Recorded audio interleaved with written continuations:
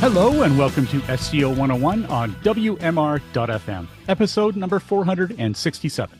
This is Ross Dunn, CEO of Stepforth Web Marketing, and my co-host is my company's senior SEO, Scott Fenak. Well, today is May 15th. I need to check again in my brain.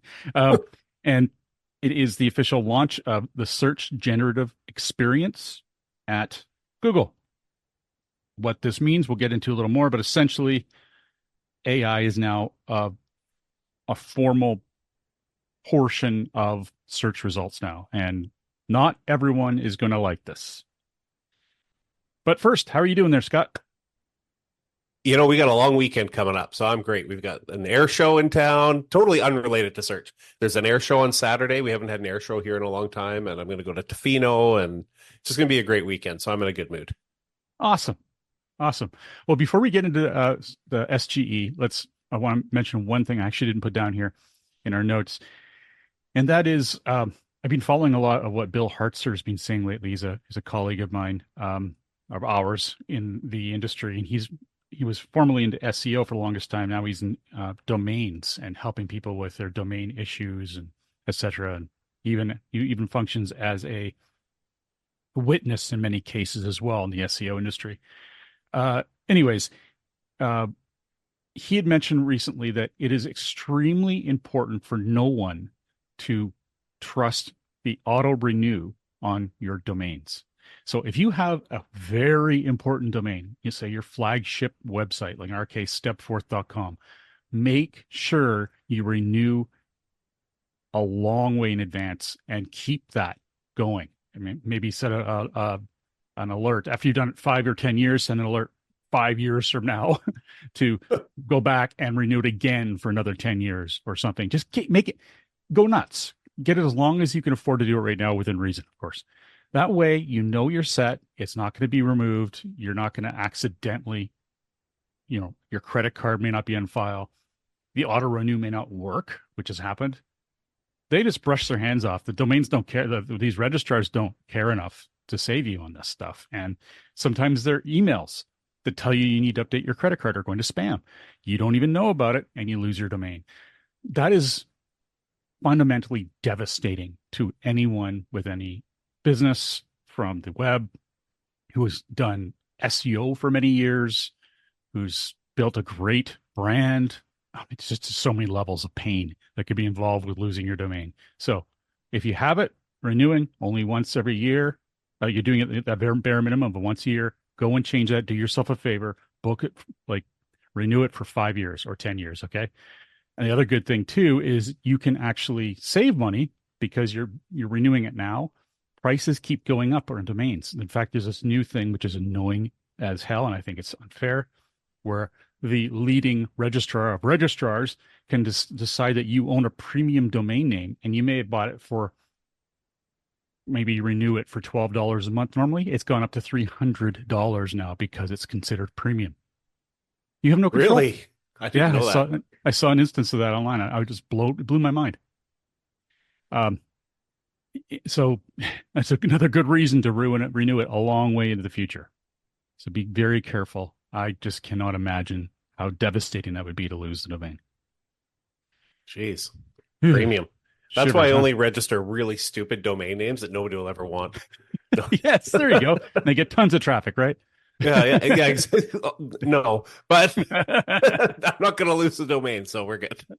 There we go. All right. So next up here, let's jump into the SEO news.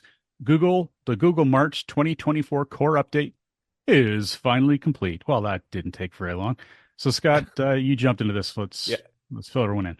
Yeah, I was tempted to remove this now because you're probably listening like we're in May now. Why are you talking about a March core update? Well, a couple of reasons I left this in here. First, it took 45 days to complete. Started in the beginning of March, finished at the very end of April. I don't know if we've seen core updates take that long to roll out. I feel like this is one for the record books, or it's up there anyways. So that's noteworthy, and it's really only finished a couple weeks ago.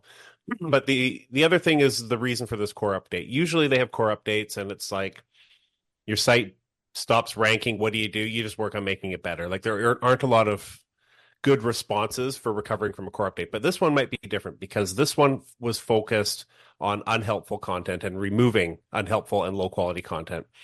Google noted a 45% reduction in low quality and unhelpful content. So what that tells me is if you were hit by this, our general response of fix your content is actually the exact right thing to do. You're going to want to fix your content because it's directly related to this specific core update. So definitely, if you were hurt by this update, you should see it by now. You should have noticed your traffic going down within the last few weeks and work on making your content better. General blanket statement, I know, but in this case, it is actually the right response for this core update. Unreal. And I heard the other day that there's another, I'm not sure if it's a substantiated update, but Barry Schwartz has been noting another upturn of massive changes in rankings and turmoil. So don't expect things to calm down ever, it seems. They never something. Will. No. You roll in, the core update finishes, and then the next day another one seems to start. It's one after another. Anyway, ladies love keeping us all busy. One of our lovely listeners was in touch with me the other day, and we were talking about her website and how, it's an affiliate site, but really that's the tertiary. It's not the reason she's doing it. She's focused on helping, in this case, dogs, dog owners, to be better dog owners and look after their dogs and all the different things she's learned over time. It's a really helpful site. But because it's helpful, Google seems to have taken objection to it, and her rankings have plummeted. Now, the reason to bring it up is, in her case, we talked about schema. I noticed that she didn't have really a lot of schema connecting her author account. Oh, excuse me. So her, she does a lot of writing. Obviously, throughout the site, it's mostly great blog posts and their ultimate content. It's really quite impressive. But in her case, she didn't link to an about page. She linked it to her homepage, which is not bad at all, as long as it's got the information that needs to be there, which in this case is the person markup in schema. And when I pointed it out to her, she hadn't seen it before or really dug into it. Now, she's been a listener for a while, and I think this is probably the norm. A lot of you guys are hearing a lot of words that we just spew out to just not even realizing that we're not being clear. And it's fair that you probably don't have the time or interest to dig into this, but I do suggest you dig in a little bit into this. Just find out what the schema person markup is. The schema is SCHEMA. And make sure that you have a page that is about you, that talks about your expertise, your education, anything like that. There's a whole number of different things you can put in there. And there's examples online. Really, we should have a page on our site that talks about that. We're our own worst enemies for content. But anyway, and then make sure that any one of your blog posts or anywhere else you post on other websites, as the author link, that link should send searchers and Google back to that about page. That way you're always connecting the dots to that page, which is your bio, the proof of your expertise and authoritativeness. That is going to really help out in proving that what you're writing is worth being in search results. Otherwise, you might fall into this trap where Google simply thinks that you aren't worthy of showing up. I don't know if this is going to be the fix for her. I hope it is. But it's certainly an improvement over what was existing on the site. So do keep that in mind.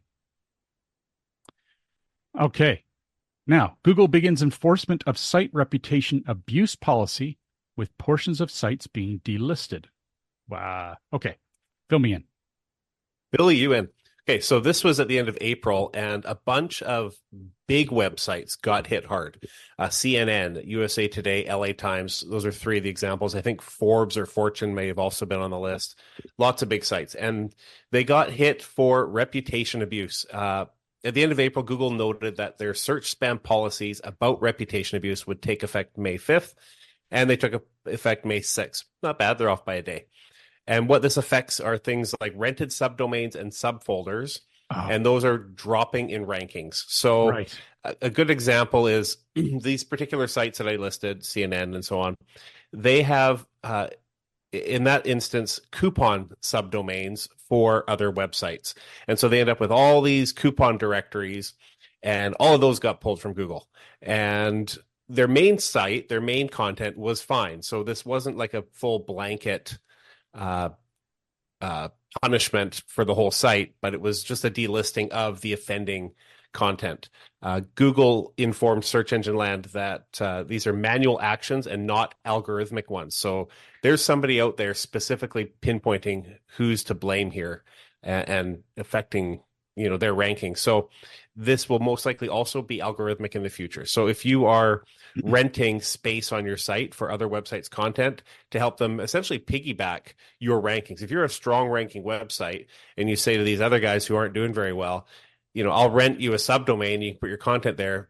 Until now, that could help your rankings, help you to increase your exposure. So that's essentially, what reputation abuse is. Google actually defines it as third-party content produced primarily for ranking purposes and without close oversight of a website owner and intended to manipulate search engines. So not all third-party content is spam. Sometimes native advertising, or what you would call an advertorial, is a totally legit way for them to do this, but this is a bit different than that. So if you're involved in that sort of thing, you might get hit one day, especially when this becomes algorithmic. If you're not one of the big guys like CNN, you'll get away with it for a while, but be careful. I guess that's Yes, I do remember this now. That was a little while ago. Yes, feels like a lot while ago. It was May 5th, but that's seems 10 ages ago days, now. yeah. The lifetime ago with AI. Yeah, it was quite the fuss that was made, and fair enough. These companies are doing whatever they can to make money these days, and I'm glad they're getting a little smackdown once in a while. It's happens too rarely, in my opinion. All right, so one of the updates to Google's search is a web filter, and this web filter is totally optional, and allows you to reduce Google to 1997. Yeah, 1997 Google, which is all text. So it's a time machine. Yeah, essentially. Uh, Nice. it is really in many ways that it's essentially it's for people who just wants to see textual website results, which really was what we saw in 1997. The filter can be found in the More drop down when you're on the Google site, and it will be rolled out globally by tomorrow, which is May 16th. So I don't who's going to be using it. I guess I think like you mentioned earlier, people with low bandwidth, anyone who wants a really clean, fast result. Although I think Google already provided that if they had low bandwidth using um, their own systems, but this is more of an optional method for anyone who just wants this by itself. And fair enough. Uh, we'll see how long that lasts. I bet it'll be removed at some point in the next 3 years because they're not getting enough use. I don't know. It doesn't seem like something. I can think of an example, actually. I can't remember what I was searching for. This was just last week. And I searched for something, and all Google was showing me were video results. And that's great if you want a video result. But for whatever purpose, I didn't want a video. I wanted, text-based. I didn't have time to watch a video. So if this had existed last week, it would have been a perfect example of when I would have wanted to use it, where I was specifically looking for, sometimes you only want video, so you click video. You only want images, you click images. Well, sometimes you don't want those things. So I think it's going to be, nobody's likely to use it, exclusively, but I think there are going to be purposes and use cases where it comes in handy for sure. Yeah, cool. All right. What is this all about? Say there's a study that was done. 56% of Google's top 3 positions are held by country level, top level domains. Is that what you mean? Yeah. So this was done by GA Agency. Sorry, I'd never heard of you before, but it was posted over at Search Engine Land, and they did a study about this, and they found they looked at 1.7 million SERP positions across 20,000 keywords in 15 different markets. And first, I'll just explain real quick. A CCTLD stands for country code top level domain. So that would be things like a .ca, a .jp, .co.uk, any top level domain that is country specific versus say a GTLD or a generic top level domain, which would be your .com, your .gov, edu, .net. thousands of examples now, Yeah. but you get the idea. And what they found was that 56% of the top three positions were held by country code top level domains. They found 20% of the top three positions were held by subdirectories and 3% by subdomains. So the reason I wanted to bring this up is it kind of reinforces if you are, well, let's say you're a Canadian business focused on Canada, there is value in having that .ca. If you're focused only in the UK or Australia, you don't have that .com.au or .co.uk. There is value. It will help you rank in the top three. Now, it's not mandatory by any means. You can still rank there, but it gives you maybe a little bit of an edge. At least this study sort of suggests that. And it makes sense. It's just an extra signal to tell Google that, hey, we're part of this specific country.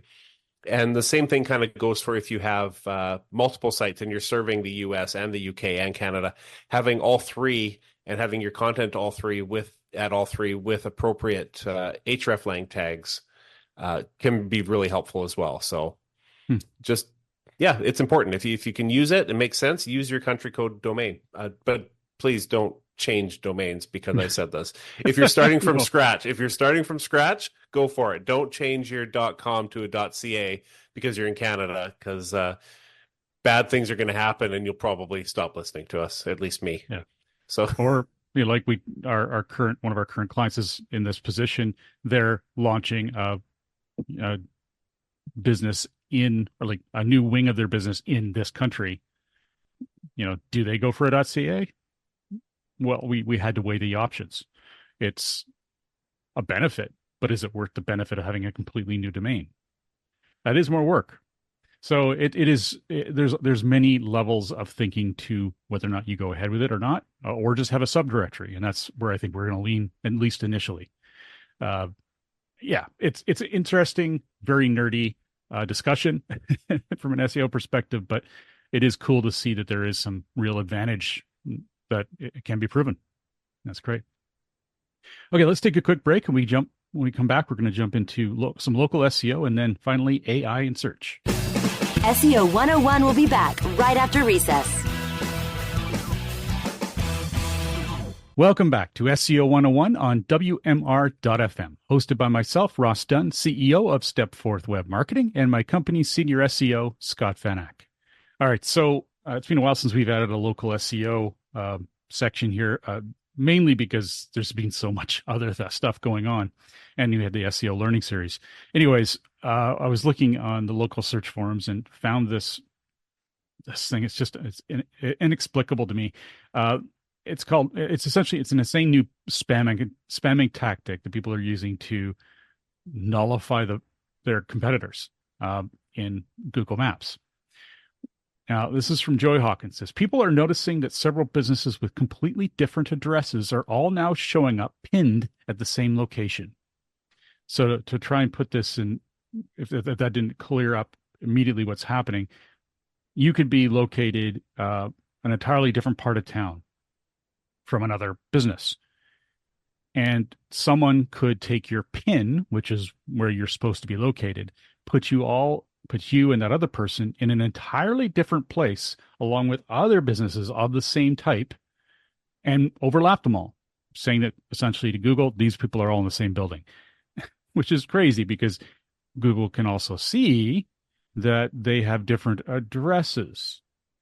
Anyway, this is obviously an exploit because what's happening is when Google, and this is the norm, if Google sees that if there's a number of businesses that are of the same type in one building, they're only going to show one in search results unless you zoom right in on the map.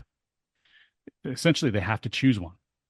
And this is the norm. If you find you're not doing well in rankings, this is aside, but if you find you aren't doing well in rankings and you're in the same building as a competitor, and they're doing really well and you're not, that's why.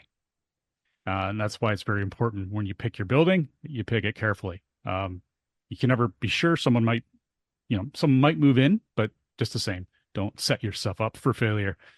Anyway, by this person or this bad actor moving all these pins into one location, essentially only one competitor is going to end up being the victor. And They wouldn't do it to their own spot because then they may not be the victor, but they're putting everyone in this one spot and eliminating their competition. It's brilliant genius. It's total evil, but it's incredible. Currently, there's no preventative method for this tactic. Someone chimed in saying that they've had this happen multiple times and they just keep having to move the pin back. It's, God, Google just drives me crazy how badly managed Google Business is. This should be fixed immediately. Joy has notified Google with examples, so let's just hope they fix it. Just don't hold your breath because they don't exactly have a good track record. It's so, yep. I was going to say, it's so infuriating because it's insanely easy to prevent this kind of issue.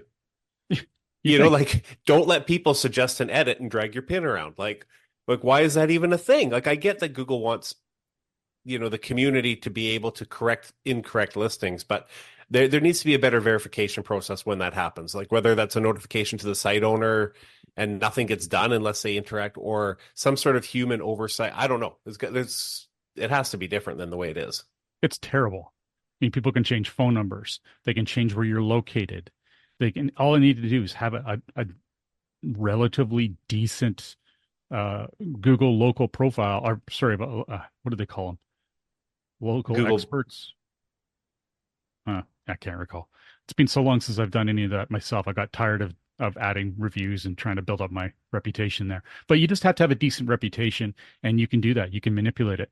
And we've had people change our phone number. We've had people change client phone numbers, and they've definitely lost business that way. It's frightening. And it's still very prevalent. I've seen numerous examples of business claiming locations in what are clearly work share business addresses with mail service. So what you can do, because hey, Google's dumb enough to keep doing this because it has been obvious for a decade that this is a hole. You can just buy mail service at a local work share downtown, and they'll give you that benefit of having that location. It's just ridiculous. It's obviously I have words for this. It's just they lack the energy I wish to provide. You would think with this pin moving, I don't know what you'd want to call it, spam, I'll just say, it would be pretty easy to figure out who the person doing it is, because you got 20 pizza places in one building and one guy that's across town. Hey, is he the one doing it? But then I started thinking, well, maybe not. Maybe you want to stick it to that guy. So you move everything but one, and then the flags point to, well, hey, Bob's Pizza over there must be the one that's doing it because he's not the one affected by this, but Bob's the innocent guy. And now Bob gets banned, and then everything else gets fixed long term. I don't know. Yeah, well, Google won't ban anyone except for the person who made the change. They might to reduce or completely eliminate their account, or who knows what, because that's trackable. Yeah, it's true. But these people probably have burner accounts and they make a fortune doing this if they could get paid for it. And they can. Oh, for sure they can. Yeah. Yeah. Big bucks, I'm sure, too. The other thing is local landing pages are still working like it's 1997. I'm in awe. Like, anyway, I can't believe how backwards they are. And they really, truly, they make it hard to play fair.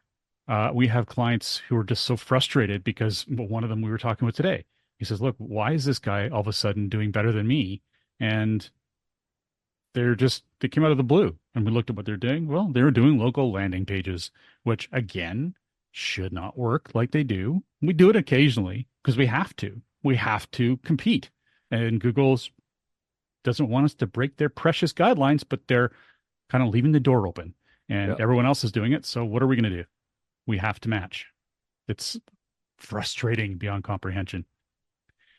And with that, let's jump into AI, because holy smokes, this is going to have to be our first topic coming up soon. It's getting so overwhelming. All right. So with Search Generative Experience out as of today, they are essentially what this is called as AI overviews, and it has been launched in the US with more countries coming soon. So we're basing everything we can off all of the information we're about to show you based on articles that are already discussing this. So what are AI overviews, Scott? Yeah, so essentially, it's a lot like featured snippets, except it's powered by AI, if you want to think of it that way. So you ask a question. One example that they used, and I think it was at Search Engine Roundtable, that might have been Search Engine Land, was a search for how do you clean a fabric sofa? And then the AI, Google Gemini, spits out the answers to that. And then below the answers, or whatever their responses, might be 3 or 4 paragraphs, what have you, they list a bunch of link cards with links to places where it sourced that data from, which is actually pretty cool. And that's in a nutshell what it is. It's an easier access to an answer to a question. They tend to show that content when the AI overview can provide more information than what would otherwise be shown in search results. So if you have a search term that you're using and there's a lot of information that Google can put there anyways, you're less likely to see it. If it's something more specific, that's when it's showing up.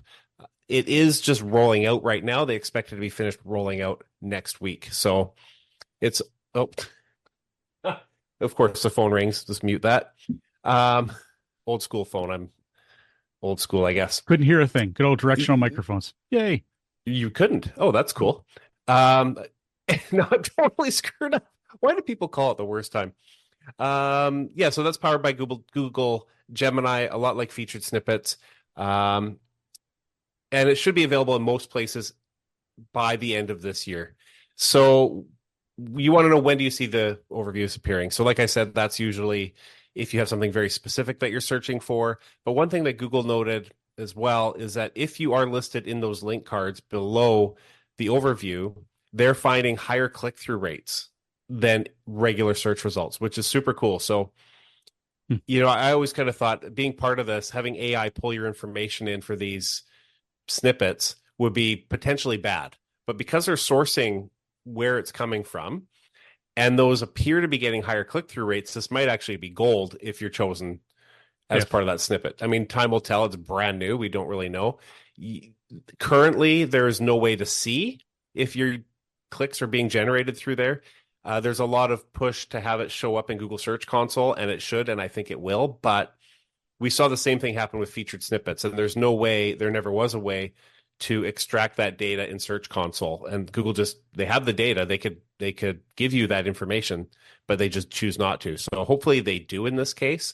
There was also a lot of speculation that because of this, featured snippets were going to go away and basically be replaced by the AI overviews. This does not sound like this will happen. And Google has also told Search Engine Land that they will continue to appear in results. Whether or not we'll see both at the same time, I doubt it. That seems like a lot of information. I don't know why they would do that, but they'll probably replace it with the AI where the results are better, is what I would think. And there's definitely an example of where AI overviews get it wrong. So one example was they told people, hey, you got, was it kidney stones? Yeah, you should just drink your urine. That will help. Don't do that. So Google actually removed that one within 24 hours. So that was good. So, you know, a lot of unhappy people, though. There's at least one guy out there who's like, man, I drank my pee for nothing. For sure, somebody did that. There has to be someone. Or maybe it did pass as kidney stone. And maybe it worked. You know, I guess you don't know if you don't try it, right? So go for it. Drink your pee. Let us know how that goes. Oh, dear. But don't.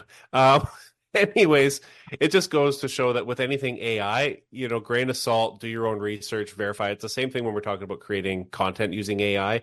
Go through it all. It's going to get better, but it's not 100%. If you do see one of these AI overviews and you know it's, you know, harmful or just inaccurate, there, you know, you can click the ellipsis, the 3 dots at I think it's in the top right corner, and you can report it. So please do that, especially if you see something like this. And if you're a business owner and you don't want to be part of it, well, you should be. But, you know, if you're just dead against it, you can opt out. However, opting out is the same as blocking your site from Google with your robots.txt, robots meta, or by some other means. So, and clearly nobody wants to do that. So if you really don't want to be in there, well, you're stuck with it for now, or you're not appearing in Google at all. So, man, I keep feeling like Google's just trying to appease us, kind of like a frog in a nice pot of warm water or being slowly boiled. Because, you know, the fact that they're giving sources They're like, "Ooh," and people get traffic from this. So, hey, they're not such bad people, these Google guys. Well, that doesn't have to last. No. And when they start providing voice results more often than not, and we've seen some tech actually to solve something today on that, that provides a completely audio experience using headphones for search, they're going to pick one. They're not going to give you any options, and they're not going to show sources. There may be an option always if they want to be above the board, and I pray they do, where you can click something and maybe an accordion or something, and it'll show the results or sources for the results. But you know, we were talking earlier, Scott and I, about the future of this stuff, and I won't get into all of it, but questions that are just so simple that people have been milking for years to get traffic and affiliate income, that who knows why, but this would work. But why is the ocean blue, or why is it sometimes turquoise, or why is it green, or why, all these different things, very common questions that essentially you can get out of an encyclopedia, which again, different websites could show up for, and maybe we're competing for because they had something that could turn the water purple. I don't know what it would be, some sort of affiliate thing. That's But for when you pee in the pool. yeah, exactly. Yes. Well, those are just, there's no reason they're going to show sources for that. It's just not going to happen anymore. There is going to be some fallout from just this initial run, even. There's no reason these guys, any website that has this kind of generic, boring information that's really they only need one answer for, there's no reason they're going to get continued traffic for that anymore. So this is just the beginning. We're going to be slowly but surely comforted through a complete change in how search works. I guarantee it. I cannot see any way around it. And it's within Google's best interest to make it slow and comfortable, because they want to keep all that business traffic. And someone actually, what was it? Rob, darn it, his name's escaping me right now. One of my colleagues was mentioning that he feels that Google will essentially become a massive, will get a huge intake of income by being an affiliate after shutting down all the other affiliates. An interesting thought in a way, right? They could make billions just from helping sell people's products, but they have to, of course, without getting into antitrust, they have to do that transparently and not in a biased way. But just the same, if there's one product that does a great job of, or seems to show up a lot for a particular service, I don't know, hair removal, whatever it might be, it could be the one that is showing up, and Google might as well get the click through affiliate income for that. I don't know. There's so many different things that could happen, and Google has so many ways of making money with all these new changes that it's a bit mind-numbing, a little scary for websites, but I do see some interesting possibilities coming down that I'm absolutely inhaling. AI content, AI news, TEDx talks, articles from brilliant people on this topic. I want to be sure that my clients and my business is on the cutting edge of this, or at least in a good place to make everyone happy. Us, because we want to keep our jobs, and our clients happy because they got a good service. Anywho, more on this and other shows. With that said, thank you very much for joining us today. Remember, we have a show notes newsletter you can sign up for at SEO101radio.com. And if you have any questions, and Scott wants more questions. Lots. Give me lots. Yeah. You would like to share with us, please feel free to post them on our Facebook group, easily found by searching SEO 101 Podcast on Facebook. And as a final note here, if you haven't already stopped listening, hopefully you haven't, because this is a bonus. I mentioned that one of our listeners had contacted me the other day, and it was one of my free strategy calls. I gave her some great advice, and it was fun. And we haven't engaged any business yet, but I'm making a friend. I was able to help her. I learned something new too. Take me up on it. I love having free strategy calls. Sometimes I can help you right away. Sometimes it might lead to consulting. Maybe it leads into doing more work for you. Whatever it is, you're going to win. I promise. We're just good at what we do and we enjoy it and we're good guys. So hopefully we get a chance to meet you and have a chat. And let's talk soon. Have a great week. And remember to tune into future episodes, which air twice a month on WMR.fm.